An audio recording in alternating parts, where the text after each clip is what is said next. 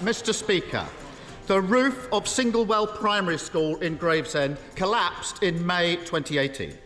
Thankfully, it happened at the weekend and no children were injured. The concrete ceiling was deemed dangerous and liable to collapse, and everyone knew the problem existed in other schools. Yet the Prime Minister decided to halve the budget for school maintenance just a couple of years later. Does he agree with his Education Secretary that he should be thanked for doing a good job? Mr. Speaker, I know how concerned parents, children and teachers are, and I want to start by assuring them that the government is doing everything it can to fix this quickly and minimise the disruption to children's education. We make no apology for acting decisively in the face of new information. And let me provide the House with an update on where we are. Of the 22,000 schools in England, the vast majority won't be affected. In fact, in 2/3 of inspections of suspected schools, RAC is not actually present. And to tackle the 1% of schools that have been affected so far, the 1%, we are assigning each of those schools a dedicated caseworker and providing extra funding to fix the problem. In the majority of cases, children will attend school as normal, and the mitigations take typically just days or weeks to complete. We will do everything we can to help parents, support teachers, and get children back to normal school life as quickly as possible. Keir Starmer.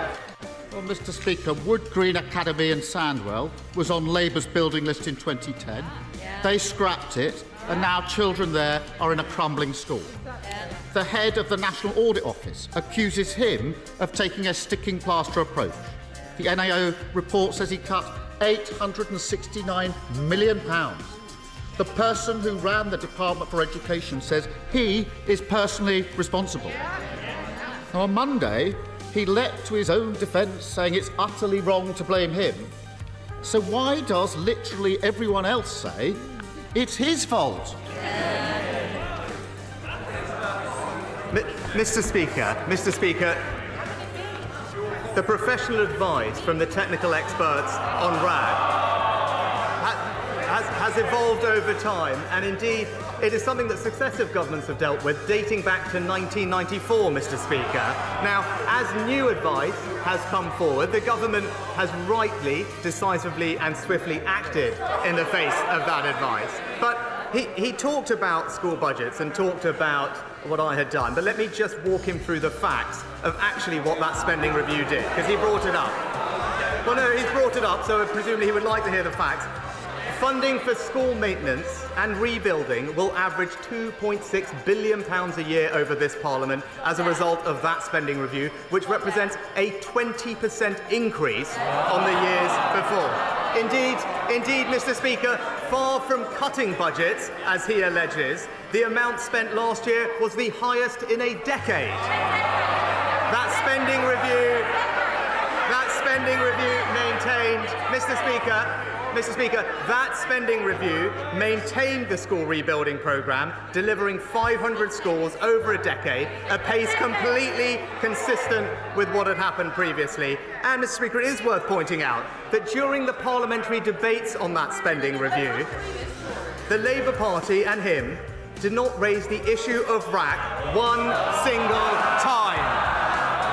So before he jumps on the next political bandwagon, he should get his facts straight.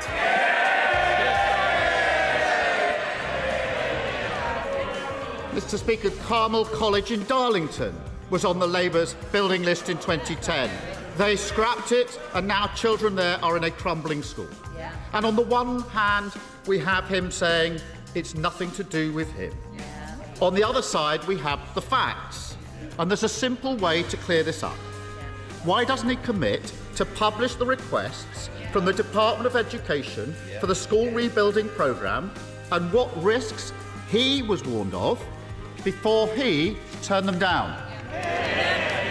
Mr. Speaker, the honourable gentleman has now brought up twice the Labour school rebuildings programme. He's now brought it up twice. So let's just look at that and look at the facts surrounding that, because we do know the truth about that programme, Mr. Speaker, because the NAO, as he's called on, actually reviewed that programme later on. What do they define? they found that Labour's school rebuilding programme actually excluded 80% of schools. Next, what do they find?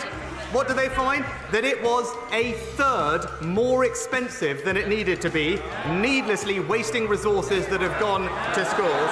And Mr. Speaker, this is the worst bit.